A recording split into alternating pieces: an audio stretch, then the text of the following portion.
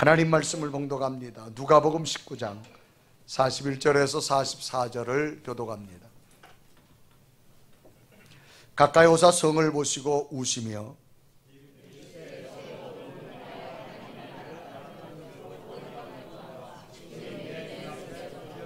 날이 이를지라 내 원수들이 토둔을 쌓고 너를 둘러 사면으로 가두고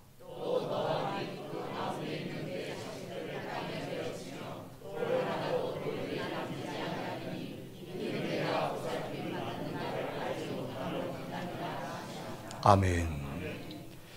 오늘 예배하는 여러분에게 주의 평강과 주의 은총이 함께하기를 주님의 이름으로 축원합니다. 우리 옆에 분하고 인사합시다. 한 주간 동안 평안하셨습니까?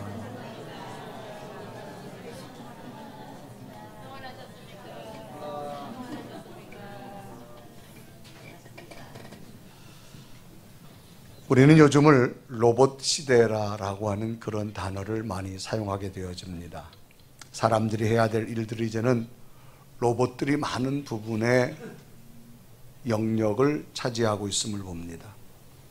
이 로봇의 발달은 점점 발달되어져서 요즘에는 노인들과의 대화도 이 로봇이 함께 그 대화를 해주는 것도 개발되어졌고요.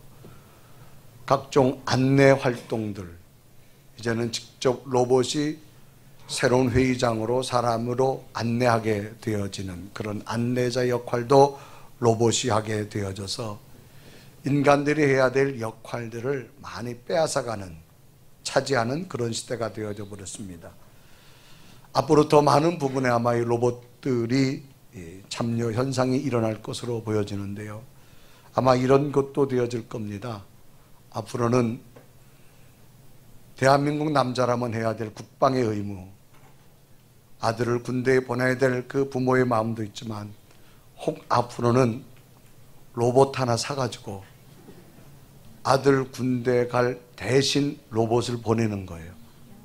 그럼 그 아들이 가서 국방의 의미를 잘 감당하고 올 날도 예측해 볼 수 있다, 그렇게 생각합니다. 그래서 앞으로는 굳이 사람이 전쟁을 하지 않아도 로봇과 로봇의 전쟁이 이제 세계적으로 펼쳐지지 않을까, 그런 가상적인 현실도 한번 생각해보게 되어지지요. 그러나 인간과 로봇의 분명한 구분이 있다면 인간은 감정을 가지고 있습니다. 그러나 로봇은 감정을 가지고 있지 않죠. 단지 기계에 불과하기 때문입니다. 인간은 감정을 가지고 있기 때문에 인간의 표현 가운데 하나가 감정으로 폭발되는 눈물이라는 것이 있습니다. 이 눈물은요, 눈알 바깥면에 위에 있는 눈물샘에서 나오는 분비물입니다. 그래서 조금씩 나와서 눈을 죽이거나 이물질을 씻어내는데, 이것은 자극이나 감동을 받으면 더 많이 나오는 것이 눈물이라 그렇게 말합니다. 그래서 이 눈물, 감정을 통하여서 폭발되어지는 하나의 액체 결정체가 이 눈물이라는 건데, 이 로봇은 기능은 많이 있지만 이 감정의 컨트롤을 만들 수 없기 때문에 아마 눈물은 만들어내지 못한다, 그렇게 예측해 봅니다.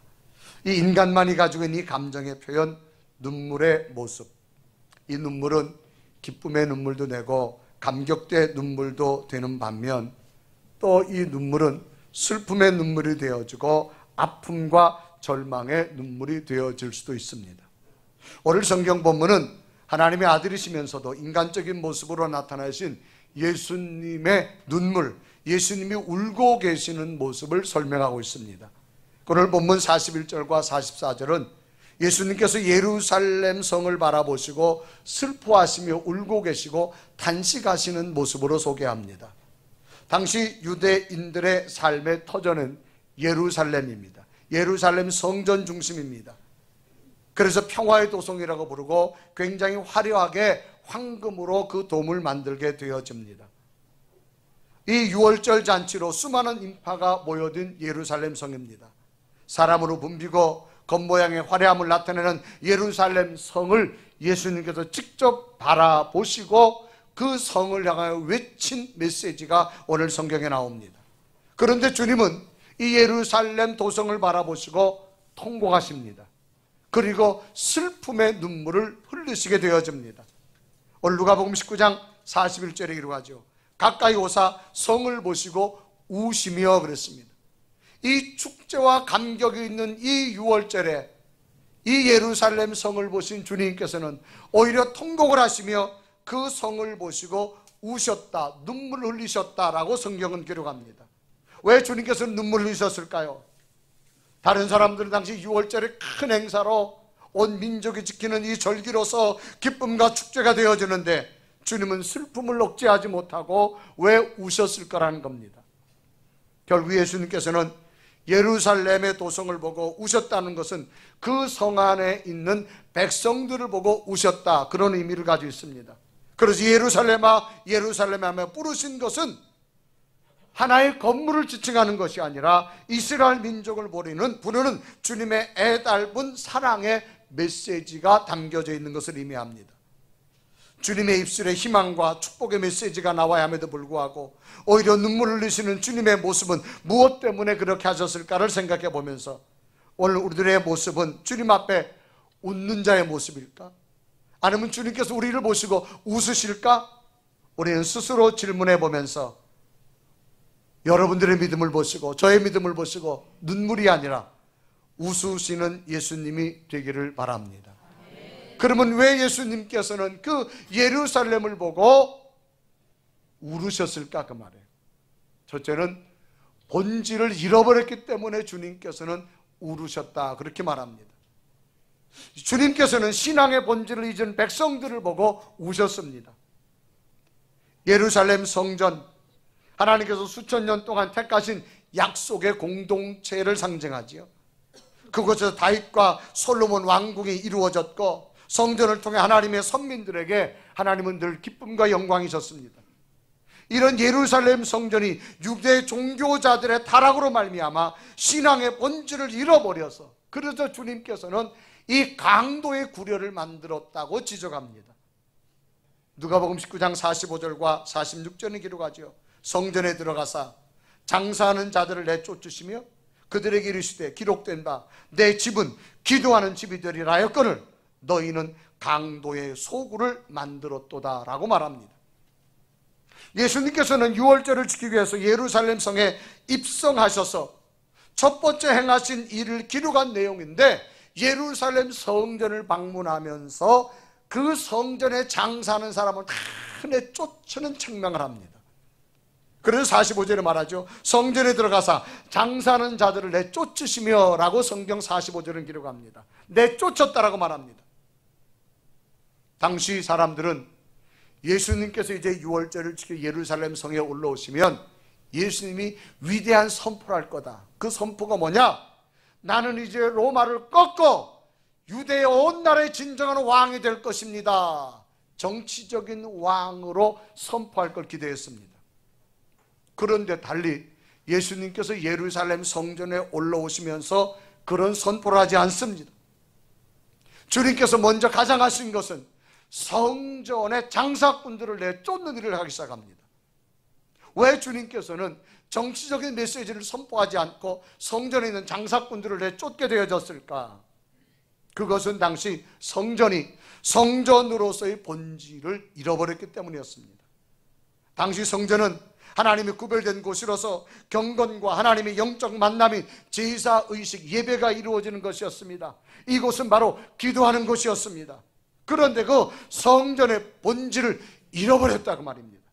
그래서 누가복음 19장 46절을 기록하죠. 내 집은 기도하는 집이라 되리라 하였거늘 그랬습니다. 내 집은 분명히 기도하는 집이 되어져야 되는데 불구하고 왜 이곳에서 장사하는 곳이 되어졌느냐 그 말입니다. 성전의 본질을 잃어버린 것. 당시 예루살렘 성전은 종교를 빙자한 장사꾼들의 처소로 변질돼 버리고 말았습니다. 당시 상황을 한번 생각해 본다면 이 성전뜰에는 많은 환전상인들이 있었습니다. 당시 유대인들은 국가의 중심이 성전을 중심으로 하게 되어집니다. 그래서 모든 것이 종교를 중심으로 국가 자체가 이루어집니다. 그래서 당시 유대인들은 성전세라고 하는 걸 냅니다. 우리 마치 국가에다 세금을 내는 것처럼. 그래서 남자가 이 사람이 20살이 되어지고 나면 성전세를 내야 되어지는데, 그 세계가 성경에 보면은 반세계를 내야 됩니다. 그리고 역사적 자료에 출애굽서에 보면 출애굽서 30장 14절과 15절에 기록합니다. 계수 중에 드는 모든 자 곧 20살 이상 된 자가 여호와께 드리되, 15절에 보면 너희의 생명을 대속하기 위하여 여호와께 드릴 때에 부자라고 반세겔에서 더 내지 말고 가난한 자라고 덜 내지 말아라. 그러니까 많이 가진 자나 낮은 자나 성전세를 똑같이 반세겔 내라 그 말입니다. 그러니까 모두가 공평하게 내는 세금과도 같은 겁니다. 이 성전세는 반세겔이었는데 이건 노동자의 이틀치에 해당하는 임금에 해당합니다. 그래서 성인된 모든 남자는 이 성전세를 반드시 내야 됩니다. 그리고 예수님께서 이 유월절에 성전에 입성하실 때에 유월절을 지키기 위해서, 이 유월절은 이스라엘 백성이 애굽에서 해방된 절기입니다. 그래서 1년에 한 번은 이 유월절 절기를 지키는데, 이 유월절 절기는 온 유대인들이 다 예루살렘으로 모입니다. 특히 외국에 나가 있는 사람들 이날만큼은 예루살렘으로 다 모이게 되어집니다. 그러니까 굉장한 인파가 모여들었습니다. 그래 외국에 있던 사람들이 이 고국 예루살렘 성전에 와가지고 이제 성전세를 내야 됩니다. 그동안 밀렸던 성전세를 내야 되는데, 이들은 주로 그리스, 로마, 두로, 시리아, 이집트 그 변방 국가에 흩어져 살다가 이제 예루살렘으로 모인 겁니다. 이제 세금을 내야 되는데, 이때 종교 지도자들은 외국 돈으로 성전세를 내지 말라는 겁니다. 우리 유대인들이 쓰는 화폐 단위 세겔이라고 하는 걸 가지고 성전세를 내라고 말합니다. 그러다 보니까 이들은 외국에 살다 왔기 때문에 돈이 없어요. 그러니까 당연히 여기서 뭐 해야 되냐? 환전을 해야 됩니다. 그래서 세겔이라는 돈으로 바꿔야 됩니다. 그래서 환전상들이 생긴 겁니다. 그런데 환전상들은 쉽게 말하면 국가에서 당시 고용한 사람들입니다. 당시 산헤드린 공회의원, 오늘날 말하면 국회, 나라를 법을 결정하는 이 산헤드린 공회에서 고용된 사람들이 환전상입니다. 이게 모든 것이 종교를 중심으로 이루어졌습니다. 그러니까 이 환전상들이 환전을 하는데 굉장한 고액으로 환전해 주는 거예요. 그러니까 굉장한 폭리를 취하게 되어집니다. 그러다 보니까 이 모든 것들이 당시 종교를 중심으로 국가가 되어졌기 때문에 이 종교 지도자들에게 돈이 몰리기 시작합니다. 그래서 국가가 이 종교를 빙자해서 많은 돈을 벌게 되어집니다. 또 하나는 성전뜰에서 하나님 앞에 제물을 준비해야 되는데, 이때는 양이나 소나 염소 아주 흠이 없고 정말로 귀한 것을 하나님 앞에 드려야 되는데, 외국에서 온 사람들이 이 짐승을 가지고 올 수가 없어요. 그러다 보니까 자연히 이 짐승을 구해야 되는데, 이들의 편리를 봐주기 위해서 가축시장이 열린 거예요. 재물을 팔려기 위해서. 그런데 다른 시중보다가 굉장히 많이 비싸게 팔립니다. 이것 또한 누가 장사하느냐? 산헤드린 공회에서, 쉽게 말하면 국가라고 하는 집단에서 이 장사까지 하는 거예요. 그러니까 이 일반 시중하고 가격 편차를 굉장히 넣어서 여기서도 어마어마한 종교를 이용해서 굉장한 폭리를 취하게 되어집니다. 그러니까 예수님께서 이제 예루살렘 성전을 들어가는데 굉장히 시끄러운 거예요. 환전하는 사람들, 또 소나 양이나 하면서 재물 파는 사람들, 또 소나 양이나 재물이 있다 보니 그 분비물들이 그냥 예루살렘 성에 막 쏟아지기 시작합니다. 그래서 주님께서는 가장 먼저 성전을 깨끗하게 하시려고 장사하는 사람을 다 내쫓습니다. 자, 보세요. 지금 이 장사하는 사람들은 누구냐? 이스라엘이라는 국가의 종교를 빙자한 산헤드린 공회에서 채용한 사람들이 국가 이익을 위해서 지금 장사하는 사람이 환전해주고, 그런데 어느 날 예수님께서 와가지고 이 장사하는 사람을 전부 없애니까 결국은 이 유대 종교 지도자들이 예수님을 싫어하는 거예요. 왜? 수입이 국가가 끊어지기 시작합니다. 왜 예수님께서 책망하셨을까요? 하나님의 성전의 본질을 잃어버렸어요. 하나님의 성전이 이렇게 매임해서 장사하는 곳이 아니라는 거예요. 여기는 하나님 만나고 하나님 예배하는 곳인데 왜 이렇게 변질됐냐 그 말입니다. 본질을 벗어났게 책망하신 겁니다. 여러분, 본질이라는 말은 사물이 본디로부터 지니고 있는 가장 중요한 특별한 성질을 말합니다. 또 그거의 요소를 말합니다. 가장 중요한 근본적인 성질과 요소라는 게 있어요. 그게 본질입니다. 이게 변질됐다는 거예요. 여러분, 여기 물이라는 것입니다. 물은 여러 가지 요소가 있을 거예요. 그래서 물맛을 냅니다. 만약에 물이 여러 가지 효소의 기능을 잃어버린다면 물은 상해버리고 말죠. 그러면 여러분, 이 물은 사람 마시지 않습니다. 버려버립니다. 이 교회가, 종교가 본질을 잃어버렸어요. 그래서 주님께서 책망하시는 거예요.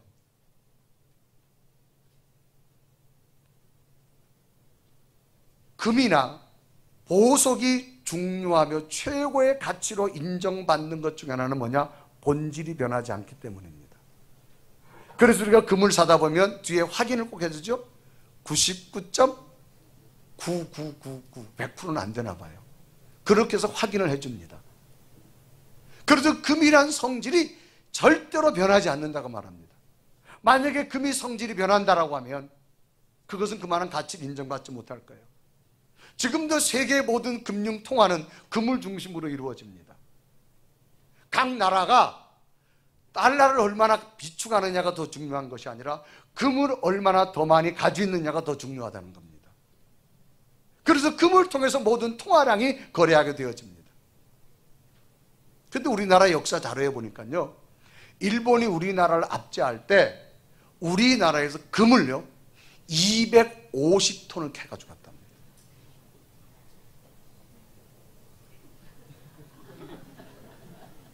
놀래지도 않나요? 금 250톤이면 여러분 한번 생각을 해보세요. 일본 사람들 우리나라 금광을 해가지고 250톤을 캐가지고 자기 나라를 가져갔대요. 그래서 역사학자들은 일본이 경제적으로 일어날 수 있었던 동기가 2차 대전에 패망했는데 250톤 가져간 조선에서 간 금 때문에 그들이 경제가 일어났다는 거예요. 그렇게 분석한 학자들도 많이 있습니다. 그러니까 이 금은 고대로부터 특별한 기능을 가지고 있는데 변질되지 않는 거예요. 그 세계 경제 평가는 그 나라가 금을 얼마나 가지고 있느냐가 중요합니다. 예수님 당시 예루살렘 성전은 성전의 본질을 잃어버리고 말았어요. 그래 주님께서 우신 겁니다. 장사하는 사람을 다 쫓아버리고. 오늘 우리의 신앙을 한번 뒤돌아본다면 우리는 신앙의 본질을 얼마나 지키고 있는가? 하나님과 관계에서 하나님과의 신앙의 본질을 얼마나 지키고 있는가? 하나님이 내게 주신 직분의 본질을 얼마나 지키고 있는가? 내 사명의 본질을 얼마나 지키고 있는가? 교회가 교회의 본질을 얼마나 지키고 있는가? 오늘 우리의 신앙은 책망 듣는 신앙이 아니라 칭찬 듣는 신앙이 되어야 될 줄로 믿습니다. 그러려면 예수님과의 관계 속에 주어진 신앙의 본질 잘 지킬 수 있는 여러분 되어지시기를 바랍니다. 오늘들의 믿음의 대상이 예수 그리스도라면 예수님을 우스게 하는 것이 아니라 예수님을 좀 웃으시도록 만들어야 돼요. 여러분, 자녀를 키우다 보면요, 자녀가 눈물이 되는 것보다는 그 자식이 볼 때마다 웃음이 되면 얼마나 좋겠어요. 그래서 우리는 예수 그리스도 믿는 순간 우리는 그분을 하나님 아버지라고 부르잖아요.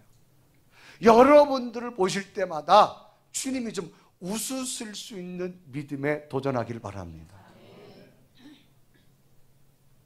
만약 우리들의 믿음으로 주님이 눈물을 흘리신다면 우리들도 주님으로부터 버림받는 자가 되어져 버리고 맙니다.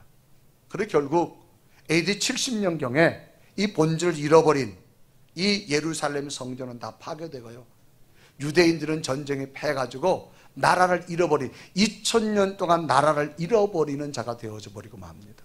왜 그럴까요? 본질을 잃어버리기 때문에 하나님의 철저한 심판이 저게 임한 겁니다. 오늘 우리의 신앙은 다시 한번 신앙의 본질을 찾을 수 있는 믿음이 꼭 되어졌으면 좋겠습니다.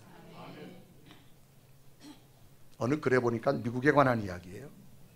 미국에서 이런 광고가 났답니다. 아버지를 $10,000에 팝니다 라고 광고가 났대요.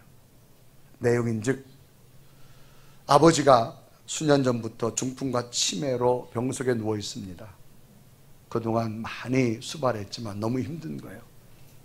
대소변도 가리지 못하고 그러다 보니까 긴병에 효자 없다고 이젠 지쳐서 이 아들이 더 감당을 할 수 없어서 아버지를 팔겠다는 거예요.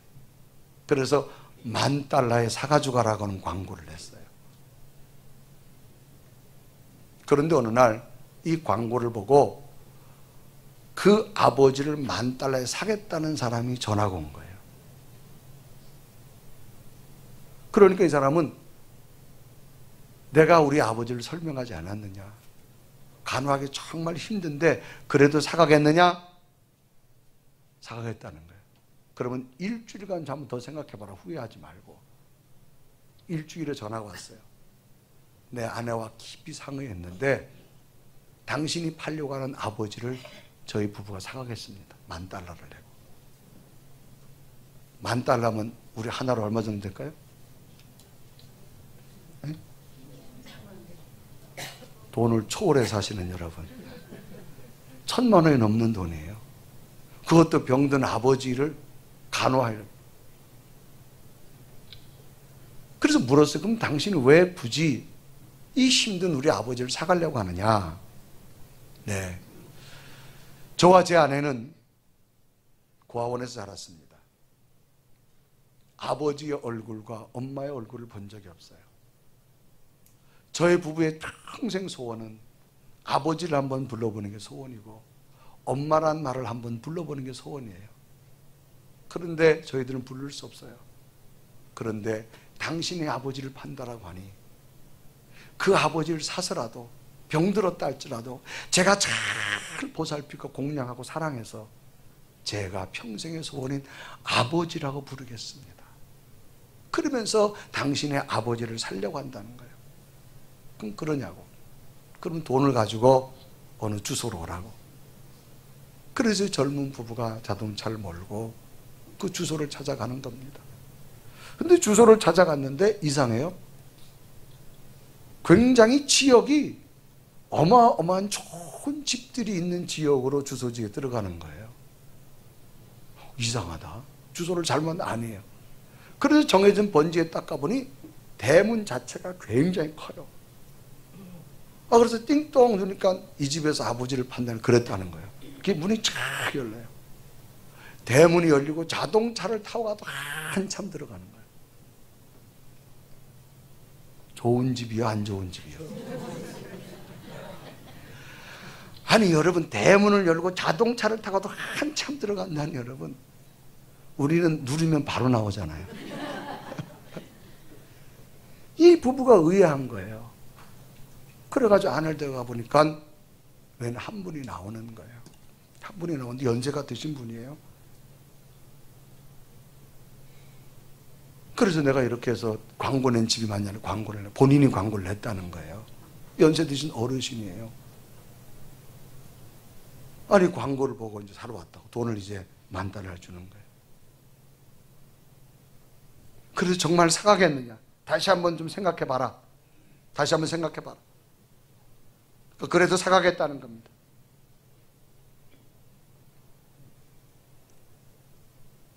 그때 그 분이 말하는 거예요. 내가 광고를 낸 사람인데 나는 자식이 없다. 자식이 없어서 이 어마어마한 재산을 줄 사람이 없다. 그래서 광고를 냈는데 하나도 안 오고 당신 부부가 정말로 부모처럼 나를 살아간다고 하니 당신은 오늘 내 자식이다. 그러면서 변호사를 부르더니까요 바로 법적 수속을 하는 거예요. 이제부터 모든 재산은 아들 너의 유산 상속으로 되어진다.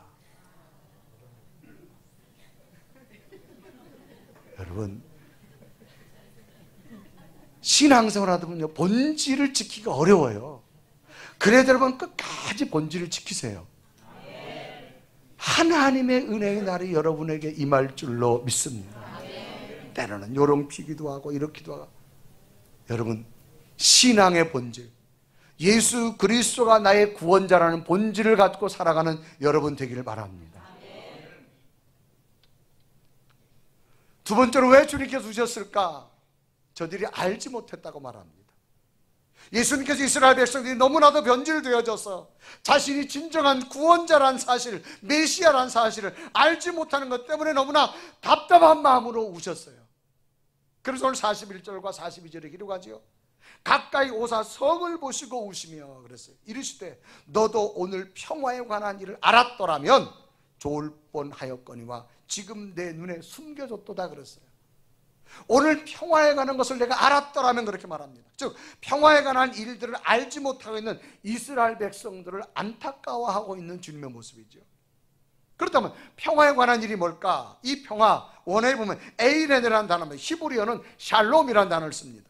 이것은 하나님과 올바른 관계로부터 생기는 은혜 충만, 하나님과 관계로부터 생기는 은혜 충만, 구원과 감격, 그러니까 세상에서부터 주어지는 감격이 아니라 하나님으로부터 주어지는 평화, 기쁨, 감격, 은혜 충만이 샬롬, 평화라 그 말이에요.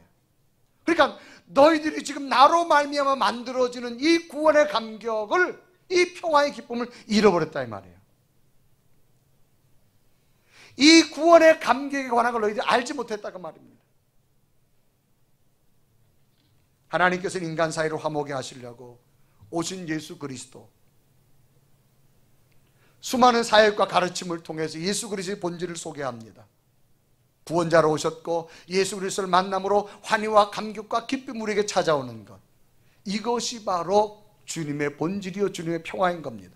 그런데 이들은 이걸 몰랐다는 겁니다.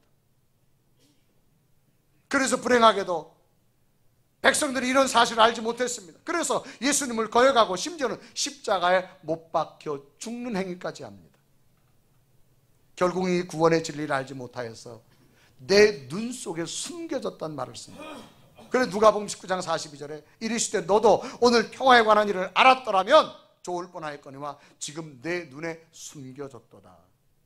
예수님께서는 이제라도 유다 백성들이 평화의 왕 대신 자신을 영접함으로 구원 얻기를 갈망하는 마음이었습니다. 아쉽게도 마지막 기회조차도 저버리는 저들의 모습이 너무나 안타까워서 주님은 울고 계시고 있는 겁니다. 구원자이신 주님을 몰랐습니다. 주님께서는 메시아인 자신을 몰라보고 있는 유대인들을 너무나 안타까운 마음으로 슬피 울고 있는 겁니다. 오늘 우리에게 무엇이 필요할까요? 여러분, 예수 그리스도를 믿는 목적이 뭐예요? 인간은 누구나 죽습니다. 그분 때문에 우리는 천국 갑니다. 이 분명한 목적과 본질을 찾아가는 신앙이 꼭 되어지길 바랍니다. 그 다음에 이 땅에 살아가는 것 주는 것은 가외적으로 주는 겁니다. 중요한 것은 예수 그리스도를 믿음으로 세상에 얻을 수 있는 기쁨이 내 속에 있고요, 희망이 나타나기 시작하고요, 이 세상에 얻을 수 없는 환희와 감격이 여러분에게 임할 줄로 믿습니다. 그래서 뭔지는 몰라도 여러분 하나님 성전의 교회 예배드리면 마음이 평안해요. 어딘지 모르게 막 기쁨이 와요. 이런 은혜를 발견하기를 바랍니다. 왜 오늘날 사람들이 이단에 유혹됩니까? 구원에 대한 분명한 확신을 모르기 때문에 그래요. 이단 교주가 구원하는 줄 알아요? 아니에요. 이 땅의 진리는 하나입니다. 예수 그리스도만이 인류의 구원자인 줄로 믿습니다. 이 땅에 수많은 이단자들이, 이단 교주들이 자기가 예수님처럼 죽어도 부활한다고 말하지만 살아난 자가 없습니다. 예수 그리스도만이 부활의 주님입니다. 이 진리에서 여러분 벗어나지 않는 여러분 꼭 되길 바랍니다. 세계를 노래했던 사건 중에 하나가 2003년도 9월 11일 미국에 있는 세계무역센터를 비행기로 폭파시킨 9.11 테러, 수천 명의 사상자를 냈죠. 여러분 아마 그 영상 보셨을 거예요. 비행기가 와가지고 무역센터를 받아가지고 그 무역센터가 무너져 내리며 세계를 놀라게 했던 것들. 그런데 그 조종했던 사람들 주머니에서 종이 쪽지를 발견했어요. 종이 쪽지 두 가지가 나오는데 뭐냐? 하나는 신앙 지침서가 나왔고요, 하나는 저들의 기도문이 나왔습니다. 아주 과격한 이슬람 단체들, 이들의 신앙 지침서가 뭐냐? 이런 글이었어요. 신과 신의 사자에게 복종하며 약해질 때 너희들 간에 서로 분열하지 말라. 기도하라, 금식하라, 신의 인도를 구하라, 신께 도움을 요청하라. 너는 천국에 들어갈 것이다. 너는 가장 행복한 영원한 삶을 누리게 될 것이다. 여러분, 수많은 사람을 죽이고도 무슨 천국을 들어가요? 이게 저들의 신앙의 지침서였어요. 저들도 기도합니다. 저들도 금식합니다. 그리고 또 하나 종이는 뭐냐? 기도문이 있어요. 이런 내용. 오 신이시여, 나를 위해 모든 문을 여소서.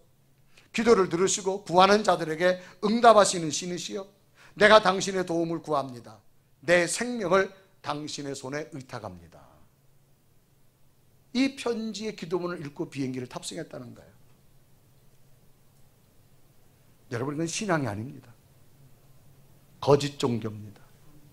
그런데도 여러분, 여기 현혹되는 것들이 얼마나 많은 줄 아세요?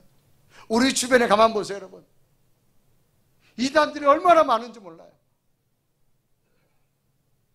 신앙의 본질을 모르기 때문에요. 여러분의 구원자는 예수 그리스도밖에 없습니다. 이 본질을 벗어나지 않는 여러분 되기를 바랍니다. 세 번째로, 왜 주님께서 주셨을까? 장래의 비극을 저들이 몰랐어요. 저들의 미래에 어떤 것이 일어날 것을 모르고 있기 때문에 주님은 슬퍼하고 있는 거예요. 주님께서는 앞으로 예루살렘 성에 닥칠 장래의 비극을 알고 계셨지만 저들은 몰랐기 때문에, 신앙의 본질을 저버린 저들이 하나님의 진도가 어떻게 될 것을 몰랐기 때문에 주님은 슬퍼하고 있는 겁니다.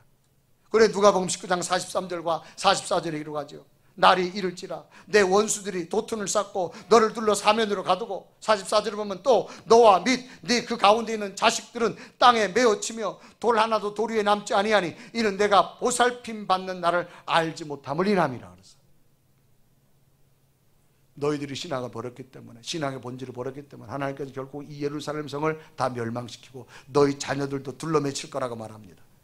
결국 이 예언대로 AD 70년경에 유대인들이 로마의 반란 전쟁을 일으킵니다. 그 결과로 로마 군대가 반란을 진압하는 과정에서 수백만 명의 이스라엘 민족을 살려갑니다. 예루살렘 성은 초토화되고 맙니다.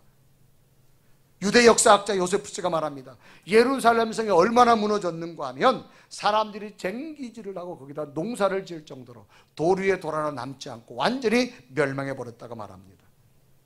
그 참화로 인하여서 유대인들은 뿔뿔이 흩어져서 2000년 동안 나라 없이 떠드는 유랑민족이 되어졌고, 제1차 세계대전 때에는 히틀러에 의해서 무참한 죽임을 당하는 민족이 되어버리고 맙니다. 그래서 주님께서는 장래 저들에게 닥칠 비극조차 모르고 살아가 있는 저들을 보고 안타까워 울고 있는 겁니다. 그래서 41절에 기록하죠. 가까이 오사 성을 보시고 우시며 그랬습니다. 우시며. 본문에 우시며로 번역된 헬라어 에클라우생이라는 단어는 애곡하다, 매우 비통하고 통곡하다 그런 말입니다. 자신들의 미래에 닥쳐질 엄청난 비극조차 모르며 살아가는 이스라엘 백성들을 안타까워 우시는 주님의 모습을 기록한 겁니다. 엄청난 비극 가운데 하나가 너희들의 나라를 잃어버릴 거라는 거예요.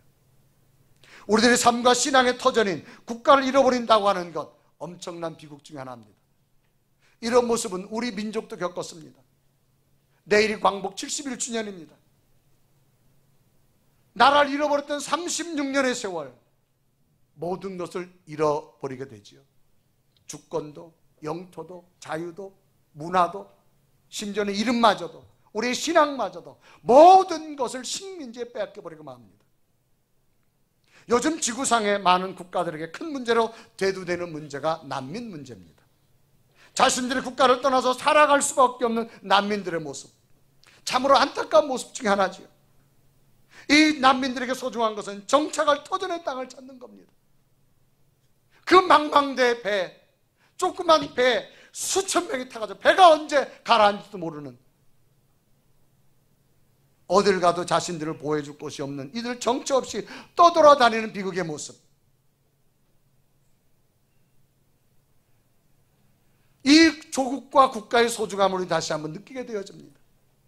이제 빼앗겼던 나라를 다시 찾은 지가 광복 71주년을 맞이합니다. 분명한 사실은 더 이상은 아픔을 만드는 국가가 되어서는 안 된다는 사실입니다. 우리 민족이 결코 잊어서는 안 될 것 두 가지입니다. 일제 36년에 처참했던 역사와 6.25의 처참한 역사는 결코 잊어서는 안 될 줄로 믿습니다. 그러나 요즘 젊은 세대들은 이 국가관이 너무 약합니다. 너무너무 안타깝습니다.